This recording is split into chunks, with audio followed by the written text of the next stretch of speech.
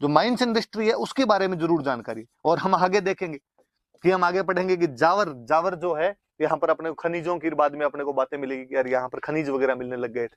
तो जो mines industry है उसकी भी कहीं ना कहीं कोई जानकारी दे रहा है तो सामूल्य अभिलेख। आगे जब बात आएगी तो वापस बता दूंगा। तो याद रखना सामूल्य अभिलेख खुद तो कब का है, 646 का। सबसे महत्वपूर्ण यूज तो इसका क्या है, इंपॉर्टेंट यूज क्या है, तो ये गुहिल डायनेस्टी का जो कालक्रम है, उनका जो टाइम पीरियड है वो डिसाइड करता है। कैसे डिसाइड करता है मैंने बता दिया। तो गुहिल डायनेस्टी का टाइम पीरियड क्या निकल के आया, तो 566 ईस्वी निकल के आया। वैसे अभिलेख क्या कहता है, तो कहता है वटनगर से एक महाजन समुदाय आया, उनका मुखिया जैंतक है। जैंतक ने यहाँ पे अरण्यवासिनी देवी का मंदिर बनवाया जिसको आजकल अपने जावर माता कहते हैं। बड़ी बड़ी सी बातें। और फिर उसने देवबुक नाम के स्थान पर अग्नि में प्रवेश कर लिया था। ये वाली सारी बातें। इसका मतलब एक डायनेस्टी का शासन चलता आ रहा था, उसमें एक बड़ा राजा शिलादित्य हुआ, और शिलादित्य के टाइम में ये काम हो गए। तो याद रखना शिलादित्य कब क्या हुआ है अपने आप में। अब इसके बाद और बताऊं, देखो इसके एक बात और सुनो। फिर इसके बाद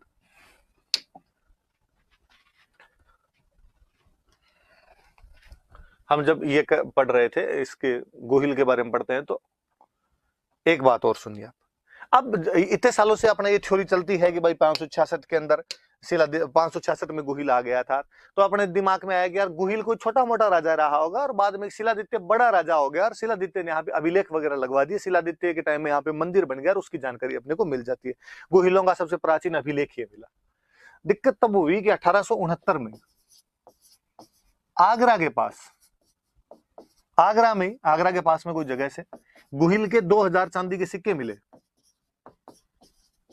सिल्वर कॉइन्स मिले, जिनके अंदर श्री गुहिल लिखा हुआ है। तो लोगों ने कहा यार तुम कहते हो कि गुहिल का जन्म गुफा के अंदर हुआ था और यूं ही कहीं से लेके आ गए थे, और तो ये चांदी के सिक्के किसी राजा के मिलने, इसका मतलब राजा ने कॉइनेज सिस्टम भी शुरू कर दिया, मुद्रा प्रणाली शुरू कर दी है, और ये बड़े राजा के हो सकते हैं। और आगरा में और मिले, इसका मतलब पहले कभी ना कभी उस क्षेत्र के अंदर इनका कुछ ना कुछ रहा है। हो सकता है वहां से माइग्रेट होके आए हो। जैसे खूब सारी थ्योरीज कि कोई लोग कहते हैं गुजरात से आए, कोई लोग कहते हैं आगरा से आए, पर ये अपने आगरा वाला एविडेंस है। गुजरात वाली तो कहानियां है, आगरा वाला अपने पास एविडेंस भी है कि नहीं इनके वहां पे सिक्के मिले थे। ये थोड़ा सा याद रखना कि गुहिल के हमें चांदी के सिक्के प्राप्त हो जाते हैं और वो चांदी के 2000 सिक्के प्राप्त होते हैं 1869 के अंदर। ये जो शिलादित्य जिसके अपने बात कर रहे हैं, इसका भी एक सिक्का मिला, पर इसका एक तांबे का सिक्का मिला, इसका भी अपने को सिक्का मिल जाता है। तो ये गोहिल वाली थोड़ी अलग सी बात है, नई सी बात है, थोड़ी आप याद रख लेना कि श्री गोहिल लिखे हुए। सिंपल कोई यहां से नहीं पूछेगा, अलग से सिक्कों वाले चैप्टर से उठा के पूछ लेगा। सिक्कों वाला चैप्टर जब हम पढ़ेंगे मैं और बता दूंगा कि श्री गोहिल लिखे हुए 2000 चांदी के सिक्के किस स्थान से प्राप्त हुए, तो आगरा से, या आगरा नामक स्थान से राजस्थान के कौन से वंश के चांदी के सिक्के प्राप्त होते हैं, तो हमें गोहिल वंश के चांदी के सिक्के प्राप्त हो जाते हैं। चलिए इसके बाद आगे देखते हैं। पर इस वंश का जो एक बड़ा राजा जिसको हम माने, वो यदि कोई हुआ है जिसके बारे में हम जानते हैं, तो वो राजा था बप्पा रावल। बप्पा रावल नाम करके कोई बंदा हुआ और ये इस वंश का एक बड़ा राजा है।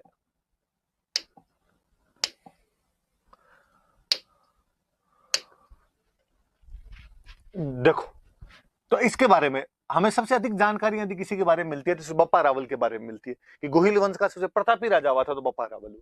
और आगे वाले जितने भी राजा हुए उन सब ने अपनी वंशावली कहीं ना कहीं से शुरू की, तो बप्पा रावल से शुरू की।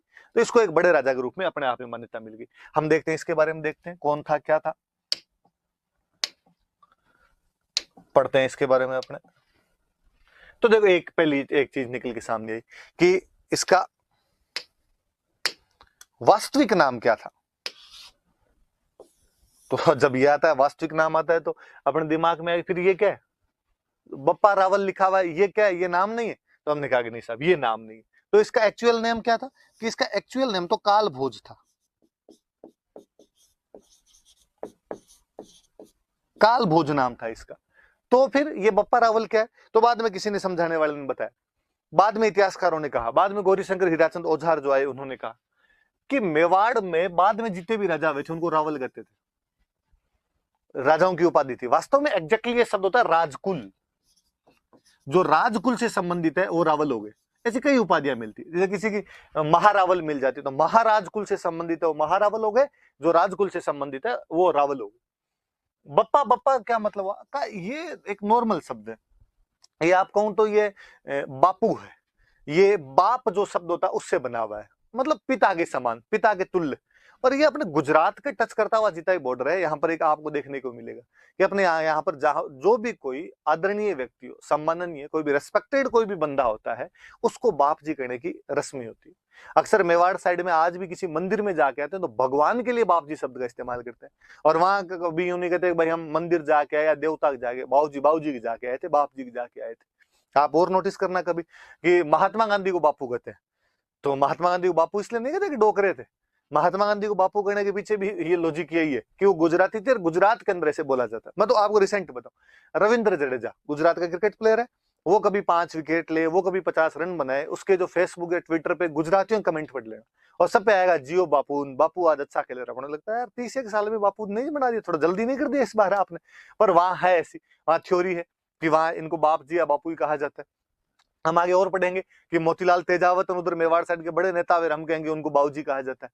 तो वहां बापा, बाप, बापू ये सब शब्द इस्तेमाल किए जाते थे।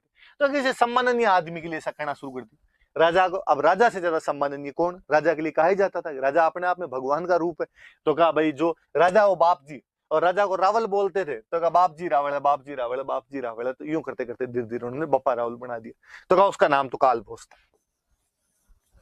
अब ये वाली थ्योरी भी कि इसके अंदर बप्पा रावल इसका नाम नहीं है, इसका नाम तो काल भोज था, बप्पा रावल इसकी उपाधि है, बप्पा इसकी उपाधि है, रावल राजा को कहते थे। अब इसमें भी खूब सारे लोगों ने अलग अलग कहा। जेम्स टोड जब हिस्ट्री लिख रहा था तो जेम्स टोड ने कहा भाई साहब ये शिलादित्य, इसकी उपाधि बप्पा है, शिलादित्य की उपाधि उन्होंने बप्पा बता दी। कवि राजा श्यामल दास जी, श्यामल दास जी का याद रखना, जेम्स टोड का तो आपने नाम सुना हुआ था, हमने कल वाली क्लास के अंदर भी पढ़ा था इनके बारे में। श्यामल दास जी अपने मेवाड़ के एक बहुत अच्छे हिस्टोरियन है, कवि राजा श्यामल दास जी कहा जाता है। एक बहुत अच्छी बुक लिखी है इन्होंने, आगे आगे और जिक्र आएगा तो और बताऊंगा। वीर विनोद नाम की बुक है। अंग्रेजों के टाइम के अंदर, राजाओं के टाइम में जब अंग्रेज आ गए थे, राजाओं की शासन थी, उस टाइम में सज्जन सिंह, शंभू सिंह अपने मेवाड़ में राजा थे, उनके समकालीन ये श्यामल दास जी अच्छी किताब लिखी वीर विनोद, मेवाड़ की हिस्ट्री। और वीर विनोद के अंदर ये कहते हैं कि बप्पा नाम नहीं है, बप्पा एक टाइटल है। तो टाइटल किसका, तो इनका ये शिलादित्य का एक पोता हुआ महेंद्र, ये उसका टाइटल है। पर बाद में गौरीशंकर हीराचंद ओझा ने जब वास्तव में हिस्ट्री पर रिसर्च करना शुरू किया, रिसर्च करके हिस्ट्री लिखी, तो उन्होंने कहा कि नहीं, मेवाड़ में भई बहाट जीते हुए उनकी ख्यात देख लो, राज प्रशस्ति देख लो, नैणसी वाली ख्यात देख लो, उनके अंदर सब में एक नाम मिलता है कि बप्पा का जो बेटा था उसका नाम है खुमाण का। ठीक, फिर इससे क्या मिलेगा, फिर उनका इनका एक आठपुर से का अभिलेख मिला है, और आठपुर वाले अभिलेख में लिखा है कि काल भोज के बेटे का नाम खुमाण है। इसका मतलब बप्पा के बेटे का नाम खुमाण, काल भोज के बेटे का नाम खुमाण। इसका मतलब बप्पा और काल भोज एक ही व्यक्ति है, और बप्पा और काल भोज एक ही व्यक्ति तो यही है, और इसी का नाम बप्पा रावल है, इसी का नाम काल भोज है। तो याद रखना कि बप्पा रावल का एक और नाम था, दूसरा जो उसका नाम था वो नाम क्या था, काल भोज नाम था। कोई ये पूछे कि किसने ये कहा कि बप्पा एक नाम नहीं है, बप्पा एक उपाधि है, तो ये श्यामल दास जी ने कहा था सबसे पहले। श्यामल दास जी की लिखी हुई बात अपने आजकल तो शायद 10th या 12th वाली बुक के अंदर और दी हुई है, तो सवाल पूछने की संभावना और बढ़ जाती है, तो ध्यान रख लेना। पर श्यामल दास जी ने ये उपाधि किसकी बता दी थी, वीर विनोद नाम किताब में ये उन्होंने महेंद्र की बता दी थी। टोड इससे पहले कह गया था कि ये जो उपाधि है ये सील नाम के राजा की,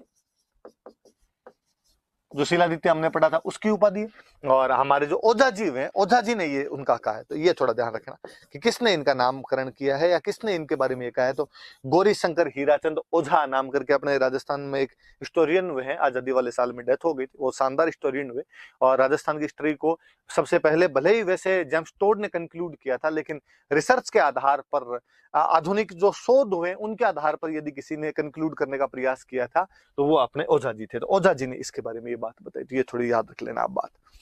इसके बाद में और आगे बढ़ते हैं अपने, इसके बाद आगे चलते हैं। तो ये तो आ गया भाई वास्तविक नाम क्या था, तो हमने बता दिया भाई काल भोज इसका वास्तविक नाम था। अब दूसरी बात आई कि विक्ट्री कैंपेन, कि इस बंदे ने कहां कहां लड़ाइयां की थी, कहां कहां पे रहा था, ये बातें तो वापस का कि पहले ये पता लगाओ था कौन ये। तो फिर कईयों ने कहानी सुनानी शुरू की, और कईयों ने कहा कि एक ऋषि हुआ करते थे हारित,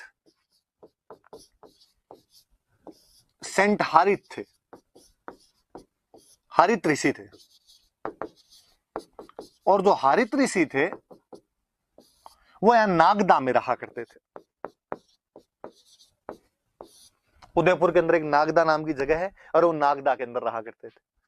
और ऐसा कहा गया कि बापा रावल जो था वो उनकी गायें चराया करता था। हरित ऋषि जो थे वो महादेव जी के भक्त थे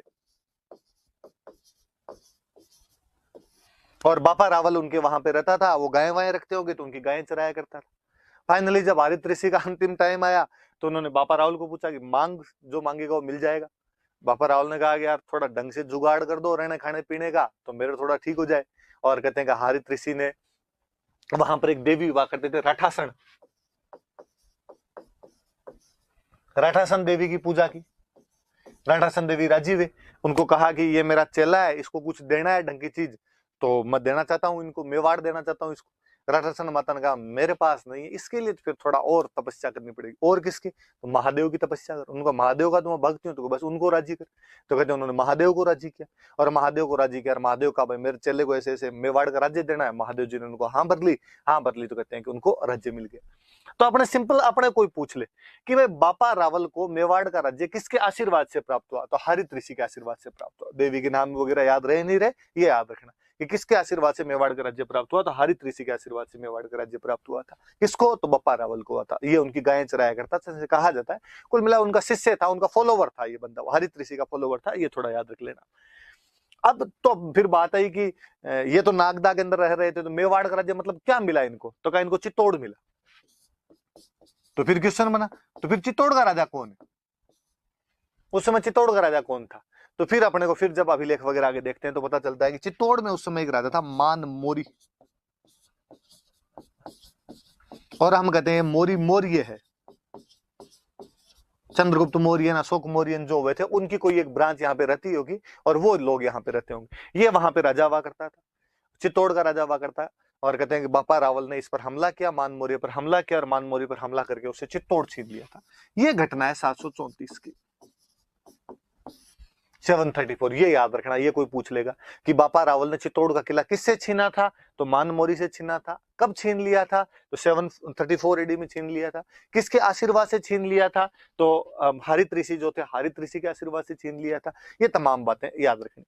अब वो भले उसने वो छीन लिया था, वो वहां का चित्तौड़ उसने अपने कब्जे में ले लिया, पर चूंकि वो नागदा के अंदर रहा करते थे इसलिए उसने कहा अपनी राजधानी जो नागदा ही है, राजधानी अपने चित्तौड़ नहीं बनाएंगे, राजधानी तो नागदा ही रखेंगे। तो उसने राजधानी तो अपनी कौन सी रख ली? नागदा ही रख ली।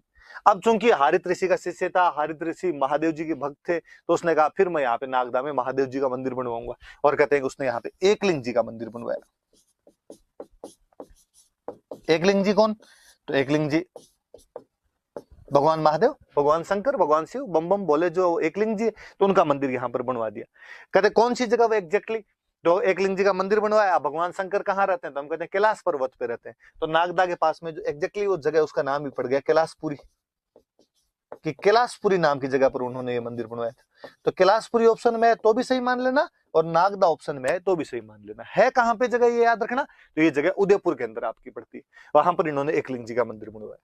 अब थोड़ी सी मैं एक बात पर आगे और जो, अब एकलिंग जी को बनवा दिया, बापा रावल ने मंदिर बनवाया। बापा रावल इस वंश का प्रतापी राजा हुआ। उसके बाद वालों ने सबने अपने आप को बापा रावल के वंशज बताया। बापा रावल जब उनका भक्त था तो आगे वाले भी उनके भक्त थे, और भक्त भी कितने बड़े कि इन्होंने कहना शुरू किया कि राजा हम नहीं है। कोई जाके पूछता मेवाड़ के राजा से कि आप मेवाड़ के राजा हो गए? नहीं नहीं साहब, क्या बात कर दी आपने, हम कोई मेवाड़ के राजा नहीं। तो मेवाड़ का राजा कौन है? मेवाड़ के राजा एकलिंग जी। मेवाड़ के राजा तो भगवान शंकर महादेव जी। तो तुम यहाँ क्या कर रहे हो फिर बैठे बैठे? कहा हम तो उनके प्रधानमंत्री हैं, उन्होंने हमें काम दिया थोड़ा, हम तो काम कर रहे हैं वैसा बाकी।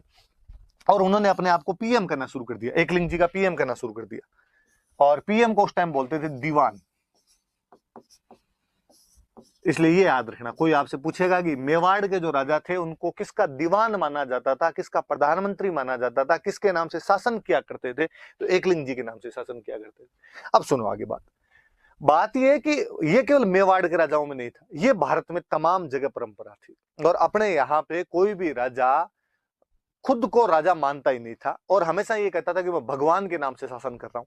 जैसे जयपुर में जो राजा थे उनसे कोई पूछता कि तुम यहाँ के राजा हो? नहीं नहीं, मैं राजा नहीं। तो यहाँ के राजा जो है वो तो गोविंद देव जी भगवान। तो तुम कौन हो? तो मैं उनका दीवान। कोई बीकानेर जाता, बीकानेर जाके पूछता है राजाओं से कि तुम यहाँ के राजा हो? अरे अरे क्या बात कर दी आप, मैं राजा कैसे हो सकता हूँ? तो राजा कौन है? तो राजा तो यहाँ के लक्ष्मीनाथ जी है। तो तुम कौन हो? तो मैं तो इनका दीवान। तो अपने यहाँ पे राजा हमेशा खुद को भगवान के अंतर्गत काम करने वाला, उनके मातहत काम करने वाला, उनके अंडर काम करने वाला मानते थे, अपने को उनके दीवान कहा करते थे। और दीवान का मतलब एक तरीके से प्रधानमंत्री होता है। अब ये जो बात है इसको बोलते हैं राजत्व का दैवीय सिद्धांत, डिवाइन थ्योरी ऑफ किंगशिप, कि राजा अपने आप को देवीय स्वरूप मानता था, देवता का अंश खुद के अंदर माना करता था। मतलब अपने तो इवन भारत की परंपरा कितनी आगे बढ़ी होगी कि जब मुस्लिम राजा यहाँ पर आ गए थे और उन्होंने भी खुद को, कि बलबन जब यहाँ पे राजा बनता है तो वो खुद को कहता है कि मैं भाई ईश्वर की छाया हूं, वो जिल्ले इलाही कहना शुरू कर दिया था अपने आप को। आगे जब हम अकबर के बारे में पढ़ते हैं तो अकबर के बारे में अकबर कहता है फर्र अबुल फजल, जब उसके बारे में लिखता है तो मतलब मुस्लिम राजाओं ने भी कहीं ना कहीं सिद्धांत को अपना लिया था और अपने में देवीय स्वरूप, अपने में जो डिवाइन थ्योरी है उसको मानना शुरू कर दिया था, जो किंगशिप का सिद्धांत है उसको मानना शुरू कर दिया था। तो ये थोड़ा सा याद रख लेना आप कि ये अपने राजत्व का देवीय सिद्धांत होता है, ये डिवाइन थ्योरी ऑफ किंगशिप होती है, और इसके अंतर्गत जो राजा थे वो खुद को देवताओं का रूप मान लिया करते थे। और ये सही भी है चीज। होता क्या है कि पहले कबीले हुआ करते थे, कोई एक कबीला है जिसके अंदर सारे लोग रहते हैं, सब बराबर हैं, और अचानक उनमें से एक शक्ति बटोरता है, शक्ति बटोर राजा बन जाता है। अब जो राजा बनेगा वो टैक्स लेगा। तो टैक्स लेने की जब बारी आई तो उसने जाके अपने साथी भाई बंधु जो अब तक उसके साथ थे उनको जाके कहा कि तुम टैक्स दो, मैं तुम्हारा राजा हूं। बराबर वाले को तो कौन एक्सेप्ट कर ले, अपने से कभी नहीं। अपना कोई अचानक अपना साथी कोई इतना बड़ा बन जाए तो अपने को यूं फील होने लग जाता है कि यार तू इतना बड़ा आदमी थोड़े हो गए, और बराबर वाले उसको मानते नहीं तो कोई टैक्स नहीं दे। तो ये लोगों ने थ्योरी निकाली हुई थी कि जो यूं थोड़ा बड़ा आदमी बनता है वो बाद में अपने साथ वालों को जाग करता है। ऐसे बापा राहुल बना होगा तो बापा राहुल ने जाग कहा होगा कि देखो भाई, वैसे तो मैं तुम्हारा साथी हूँ, मैं तुम्हारे साथ रहने वाला हूँ, पर हुआ क्या कि रात मेरे सपने में भगवान शिव जी आए और भगवान शिव जी ने कहा कि देख बापा राहुल, मत हो गया आजकल बूढ़ा यार, पार पड़ती नहीं, और पूरा संसार मुझे देखना पड़ता है, ठेठ ऑस्ट्रेलिया न्यूजीलैंड ही मैं जाके देखूं, इधर कोई युगांडा रवांडा तवांडा ही मुझे देखने पड़े। तो कम से कम यार ये मेवाड़ वाला इतना सा पोर्शन तो तू देख ले, तू मेरा भक्त है, यहाँ से तो टैक्स ले लिया कर। मैंने कहा भगवान मैं कौन होता हूँ लेने वाला? तो उन्होंने कहा कि तू तो इन लोगों से जाके टैक्स मांग ले। पर मैंने कहा ये नहीं देंगे तो का फिर मैं अपने आप देख लूँ। तो देख लो भाई लोगों, यदि तुम टैक्स दे रहे हो तो ठीक, नहीं दो तो तुम जानो ना, महादेव जी जाने। बाकी मैं तो केवल ये टैक्स महादेव जी की तरफ से मांगने के लिए। जनता ये थोड़ी बोली हुआ करती थी उस टाइम, और जनता ने कह दिया जब साहब महादेव जी खुद इसके सपने में आ गए, खुद वो ही कह गए देने के लिए, फिर अपने देने में क्या हर्ज है। और वो लोग टैक्स वगैरह इजीली दे दिया करते थे। और धीरे धीरे थ्योरी बन गई कि राजा को देवीय रूप माना जाने लगा, ताकि लोगों का उसमें विश्वास जमा रहे, लोगों को लगे कि इस पे कोई संकट आएगा, इसका मतलब राज्य पे संकट आएगा, राज्य पे संकट आएगा तो वो जो देवता है जिसके नाम से शासन करता है वो हमारी रक्षा कर देगा।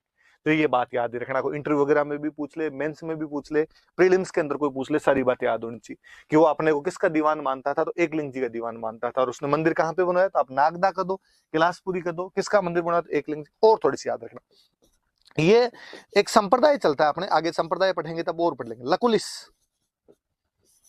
लकुलिस संप्रदाय का मंदिर है, जो शिव जी के सेक्ट हुए, शिव जी के जो संप्रदाय हुए उनके अंदर कोई एक लकुलिस संप्रदाय हुआ। तो उन लकुलिस संप्रदाय का जो पुजारी था वो हरित ऋषि हुआ करते थे। हरित ऋषि लकुलिस संप्रदाय वाले महादेव जी को मानते थे। क्योंकि बापा रावल उनका शिष्य था, उनका फॉलोवर था, इसलिए बापा रावल ने भी उनका एकलिंग जी का यहाँ पे मंदिर बनवा दिया था। और उसने हरित ऋषि के आशीर्वाद से किसको हरा दिया था? तो मान मौर्य को हरा दिया था। कब हरा दिया था? तो 734 ईस्वी में। और किस पे कब्जा कर लिया था? चित्तौड़ पे कब्जा कर लिया। जब हम इसके विजय अभियान के बारे में पढ़ते हैं, विक्ट्री कैंपेन के बारे में पढ़ते हैं, तो एक विक्ट्री कैंपेन तो ये हुआ अपने आप के अंदर कि उसने यहाँ पे चित्तौड़ पे कब्जा किया था मान मौर्य को रखे 734 में। और यहाँ पे नागदा उसकी राजधानी नागदा ही रखी, राजधानी चेंज नहीं की उसने, राजधानी नागदा ही थी। और नागदा के अंदर ही उसने, नागदा के पास में कैलाशपुरी नाम की जगह पे एकलिंग जी का मंदिर बनवाया। खुद को एकलिंग जी के नाम से शासन करता था, दीवान मानता था, इसलिए मेवाड़ के तमाम राजा बाद में खुद को एकलिंग जी का दीवान करते। तो और मैं आपको यदि थोड़ा सा और कर बताऊं तो आपने कभी महाराणा प्रताप का बहुत एक फेमस सा गीत अक्सर लोगों के मोबाइल में बजता रहता है, हल्दी घाटी रो समर लड़े वो महाराणा प्रताप कट है। उसके अंदर बाकायदा एक लाइन है, उसके अंदर आएगा कि वो एक लिंग दीवान कट है। मतलब महाराणा प्रताप के लिए भी एक लिंग दीवान शब्द का इस्तेमाल किया गया। एक लिंग दीवान कौन? एक लिंग दीवान राजा। राजा कौन उस टाइम? तो महाराणा प्रताप। तो मेवाड़ के राजाओं को किसका दीवान मानते थे? तो एक लिंग जी का दीवान मानते थे। अब चूंकि ये बड़ा राजा बना तो इसने कहा भाई गुहिल के चांदी के सिक्के मिले अपने को, शिलादित्य का अपने को तांबे का सिक्का मिला, इसने कहा चलाए तब तो सोने की चलाए, वरना तो मतलब ही क्या हो। तो सबसे पहले सोने का सिक्का यदि किसी का मिलता है तो वो अपने को बापा रावल का मिलता है, गुहिल वालों, और इसका सोने का सिक्का प्राप्त हुआ। तो हम कहते हैं कि भाई कॉइनेज सिस्टम जो है, सोने के सिक्के यदि सबसे पहले चलाने शुरू किए थे, तो बापा रावल ने चलाने शुरू किए थे। सिक्का मिला है और वो उसकी जब माप देखी गई तो 115 ग्रेन, गेहूं के जो दाने आते हैं तो उनके बराबर उनसे नापा जाता था, तो 115 ग्रेन का सोने का सिक्का मिला है। तो कोई पूछे कि मेवाड़ में सबसे पहले सोने का सिक्का किसका मिला, तो बापा रावल का। वो सोने का सिक्का कितने का है, तो 115 ग्रेन का सोने का सिक्का मिला। तो ये बात भी अपने याद रखने वाली सी बात है बापा रावल के बारे में। और पढ़ते हैं, देखो जब हम विक्ट्री कैंपेन की बात करते हैं, मैं और बताता हूं आप। बापा रावल 734 हम पढ़ रहे हैं कि 734 में ये चित्तौड़ का राज्य छीन लेता है। ये वो टाइम है कि 712 ईस्वी में भारत पर मुस्लिमों का पहला सफल आक्रमण हुआ था। हालांकि उधर से अरबों ने अटैक बहुत पहले करने शुरू कर दिए थे, लेकिन यदि मुस्लिम भारत में पहली बार सफल हुए थे तो 712 के अंदर हुए थे। मोहम्मद बिन कासिम नाम का एक अरब कमांडर होता है और वो अपने सिंध पे कब्जा कर लेता है। तो एक बड़ी सोचने वाली सी बात है, आप कभी ध्यान भी देना कि 712 में मुस्लिमों ने भारत में पहली टेरिटरी पर अपना कब्जा कर लिया था। वो टेरिटरी कौन सी है, तो वो टेरिटरी सिंध है। सिंध पर कब्जा कर लिया। कब कर लिया, तो 712 में कब्जा कर लिया। पर हमें कोई पूछे, तीसरी क्लास से हम पढ़ते हैं कि मुस्लिमों का भारत पर कब्जा कब हुआ, तब हम कहते हैं साहब कब्जा हुआ उनका 1192 में, जब तराइन का सेकंड युद्ध हुआ था, सेकंड बैटल ऑफ टेरिन हुआ था मोहम्मद गोरी और पृथ्वीराज चौहान के बीच में। उसमें मोहम्मद गोरी जीत गया और जीतने के बाद में वो कुतुबुद्दीन ऐबक को यहाँ पे छोड़ के गया। कुतुबुद्दीन ऐबक यहाँ पर भारत में मुस्लिम शासन की नींव रखता है, वो यहाँ पे मुस्लिम शासन शुरू करता है। इसका मतलब पहली जीत है 712, पर दिल्ली को जीतने में 1192 में आ गया, 480 साल। आपको क्या लगता है कि 712 से लेकर 1192 के बीच में अन्य हमले नहीं हुए थे? हुए थे। हर दिन हमला हुआ है, हर समय हमलों के अंदर रहा होगा राजस्थान, भारत हमलों के अंदर रहा होगा। तो फिर ये बीच के जो 500 साल है, इसके अंदर वो हमले रोके किसने? 7वीं क्लास के एनसीईआरटी में बहुत अच्छा चैप्टर है और उसके अंदर ये सेम लाइन लिखी हुई है जो मैं आपसे पूछ रहा हूं कि 712 ईस्वी में जब मोहम्मद बिन कासिम ने सिंध पर अधिकार करके भारत में मुस्लिम शासन की नींव रख दी थी, तो मुस्लिमों को अपना शासन पूर्णतः स्थापित करने में 1192 तक का समय लग गया, जब उत्तरायण के दूसरे युद्ध में पृथ्वीराज चौहान को हराकर मोहम्मद गोरी यहाँ पर शासन स्थापित करवाता है कुतुबुद्दीन ऐबक के माध्यम से। आखिर बीच के सालों में सफल क्यों नहीं हो पाए? वे कौन लोग थे जो बीच के सालों के अंदर राजस्थान की रक्षा कर रहे थे, भारत की रक्षा कर रहे थे? तो हम वापस देखेंगे कि सिंध से जब वो भारत की तरफ घुसने का प्रयास करेंगे, तो उस किताब में बहुत अच्छी सी लाइन है कि वो राजस्थान पे कब्जा, वो भारत पर कब्जा नहीं कर पाए थे क्योंकि भारत का वह भूभाग जो अरबों के खिलाफ लड़ा था उसका नाम राजपुताना था। यहाँ के जो लोग थे वो अरबों के खिलाफ लड़े, इसलिए 500 सालों तक उन लोगों को यहाँ पर सफल नहीं होने दिया गया था। हम खूब सारे राजाओं के आगे नाम पढ़ेंगे, हम किसी मिहिर भोज प्रतिहार का नाम पढ़ेंगे, हम किसी पुलकेशिन का नाम पढ़ेंगे, हम किसी नागभट्ट और खुमान के नाम पढ़ेंगे, हम बापा रावल के नाम पढ़ेंगे। ये बीच के वो योद्धा है जिन्होंने 500 साल तक दीवार की भांति काम किया था। फाइनली लड़ते लड़ते लड़ते लड़ते कमजोर हो गए थे। उधर वो जो ज्वाला थी वो धधकी रही थी, वो रुकने का नाम नहीं ले रही थी, वो लगातार हमले कर रहे थे लोग, और उन हमलों में 1192 के अंदर सफल हो गए। उसके बाद उनका शासन स्थापित हो गया था। तो जब हम कहते हैं कि इन लोगों ने रोके थे, तब कहा जाता है कि बापा रावल के टाइम में अफगानिस्तान में एक जगह पड़ती है गजनी, और गजनी का कोई राजा था सलीम। गजनी का सलीम नाम का राजा था। सलीम ने अपनी सेना भेजी कि जाओ और भारत को जीत के आओ यहाँ पर। जब सलीम की सेना यहाँ पे आई तो बापा रावल ने भाई साहब उनको यहाँ से वापस मारना शुरू किया और यहाँ से इनको भगाते भगाते वापस गजनी तक लेके गए। तो कोई पूछे कि मुस्लिम सेना को हराते हुए गजनी तक कौन चला गया था, तो बापा रावल ही चला गया था। वहां जाके सलीम को हटाता है, खुद के भांजे को वहां का राजा बनाता है। तो याद रखना, देखो अपने राजस्थान का एक राजा ठेठ अफगानिस्तान तक का एरिया जीत के आ गया था। और अपने जो किंवदंतियां, जनश्रुतियां, जो फोकलोर है, वो तो ये कहती है कि उसने आगे ईरान का इलाका, तुर्कमेनिस्तान का इलाका, खुरासान का इलाका, वो सारे इलाके भी उसने जीत लिए थे और वहां पर उसने अपने अपने साम्राज्य स्थापित करवाए थे। वो बात तो हो नहीं हो, पर ये अपने पास हिस्टोरिकल एविडेंस है कि गजनी तक गया था, गजनी के राजा सलीम को हटा देता है और वहां पर अपने भांजे को राजा बना देता है। और बड़ी जोरदार सी बात, अपने कहते हैं कि जब वो जा रहा था तो बीच के अंदर एक जगह पे रुका था, उसकी सेना कुछ दिन तक वहां पे पड़ी रही, कुछ दिन तक कैंप रहा, उसकी आर्मी का कैंप रहा। तो बाद में उस कैंप से आगे चला गया। पर अब चूंकि राजा को रावल बोलते थे, जब कैंप वहां पे पड़ा रहा तो अब सेना को कोई खाना पीना भी चाहिए, सेना को और चीजों की भी आवश्यकता होती है। तो आसपास में कोई दुकानें उकानें खुल गई, धीरे धीरे लोग वहां पे बसने लगे, तो वो गांव बन गया। पंजाबी भाषा में पाकिस्तान, अफगानिस्तान की तरफ गया तो पाकिस्तान से होके गए, पाकिस्तान में पंजाब वाले इलाके से होके गए। पंजाबी भाषा में गांव को बोलते हैं पिंड। तो किसी ने कहा ये पिंड किसका, तो कहा ये पिंड वो जहां पे रावल रुका था। तो रावल दा पिंड, रावल दा पिंड, रावल दा पिंड करते करते रावल पिंडी हो गया। आज भी पाकिस्तान के अंदर एक शहर है रावलपिंडी, उस रावलपिंडी शहर का नाम अपने बप्पा रावल के नाम पर है। और आपको रावलपिंडी यूं याद नहीं आए तो शोएब अख्तर याद, रावलपिंडी एक्सप्रेस ही कहा जाता था। तो अब याद रखना, इस बार शोएब अख्तर जब भी दिखे आपको टीवी पे, आप मन के अंदर सोचना कि इसका जो गांव है, इस गांव का नाम अपने बप्पा रावल के नाम पे पड़ा था, रावल दा पिंडा, इसलिए उसका नाम क्या पड़ गया था, धीरे धीरे रावलपिंडी पड़ गया था। हराते हुए कहां तक चला गया था, तो गजनी तक चला गया था। अब अपने एक इतिहासकार हुए, मराठी इतिहासकार अपने एक सीवी वैद्य, चिंतामणि विनायक वैद्य नाम करके एक इतिहासकार हुए, और वो चिंतामणि विनायक वैद्य जो है वो कहते हैं, वो उन्होंने कहा कि फ्रांस में एक सेनापति हुआ था चार्ल्स मार्टेल। जिस प्रकार फ्रेंच कमांडर चार्ल्स मार्टेल ने यूरोप में सबसे पहले मुस्लिम सेनाओं को हराना शुरू किया था, कि उस समय मुस्लिम आर्मी दोनों तरफ, उधर इधर एशिया में भी लगातार बढ़ती जा रही थी, यूरोप में बढ़ती जा रही थी। तो एक तो समय था, पीक था, उमैयद खिलाफत जब हुआ करती थी, स्पेन तक का इलाका इन लोगों ने जीत लिया था।